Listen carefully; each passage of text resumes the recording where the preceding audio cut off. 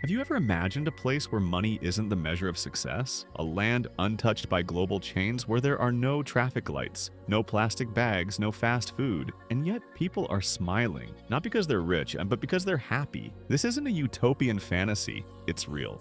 And it's called Bhutan. Welcome back, explorers. This is Fan Society, and today we take you deep into the heart of one of the most mysterious, peaceful, and fascinating nations on Earth. A Himalayan kingdom that dares to measure progress not by gross domestic product, but by gross national happiness. So grab your backpacks and your curiosity, because what you're about to discover will make you rethink everything you thought you knew about success, wealth, and even the meaning of life. Let's begin.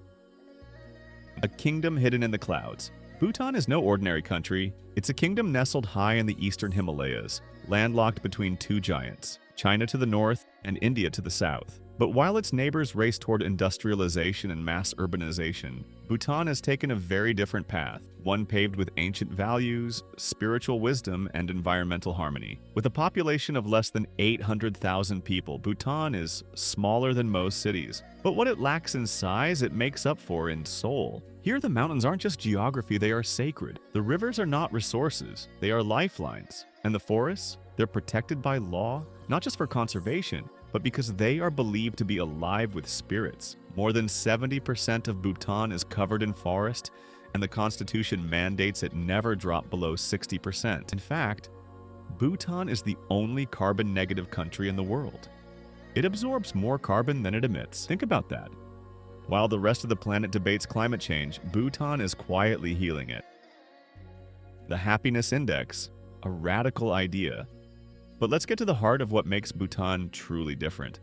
It's not just the landscapes, it's not just the monasteries carved into cliffs or the ancient festivals that seem untouched by time. It's their national philosophy and gross national happiness, or GNH. While the rest of the world obsesses over GDP, production, profit, consumption, Bhutan believes that true progress lies in well-being. That includes emotional health, spiritual growth, cultural preservation, environmental balance, and good governance. GNH is based on 4 pillars: sustainable and equitable socio-economic development, preservation and promotion of culture, conservation of the environment, good governance. And get this, the Bhutanese government actually surveys citizens about their life satisfaction, spirituality, sleep patterns, and even how often they feel angry or jealous, all to monitor the nation's happiness. It sounds radical, right? But here's the twist.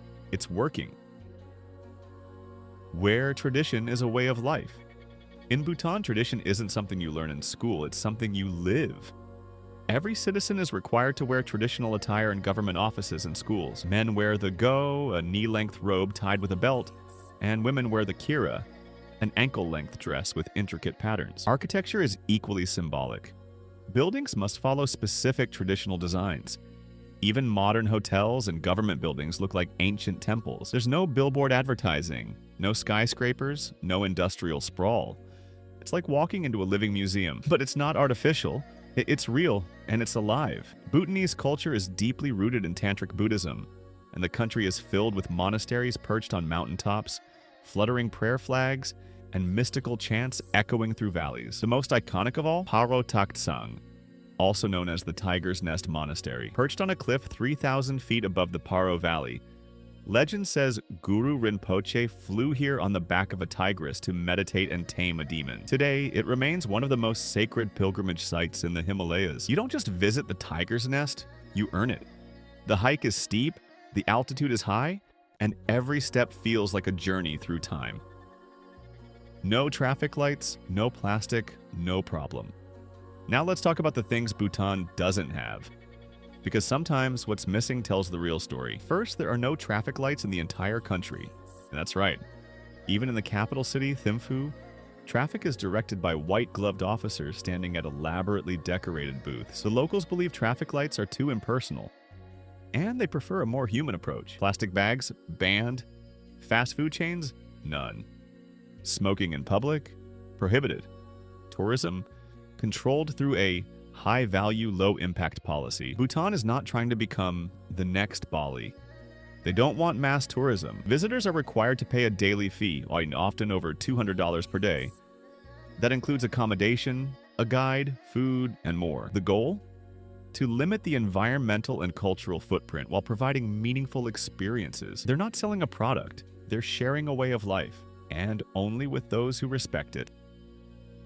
The people of the Thunder Dragon. The Bhutanese people refer to their country as Druk Yuld, land of the Thunder Dragon. Why? Because of the ferocious storms that roll down from the Himalayas, echoing like the roar of dragons across the valleys. But don't let the name fool you.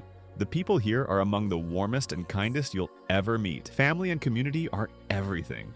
Festivals like Tushechu gather entire regions in traditional dances, mask ceremonies, and celebrations that have been held for centuries. Children grow up learning about meditation, compassion, and respect for all living things. Crime rates are extremely low. There are no homeless people on the streets, and even the royal family is beloved, often walking among citizens like neighbors rather than monarchs.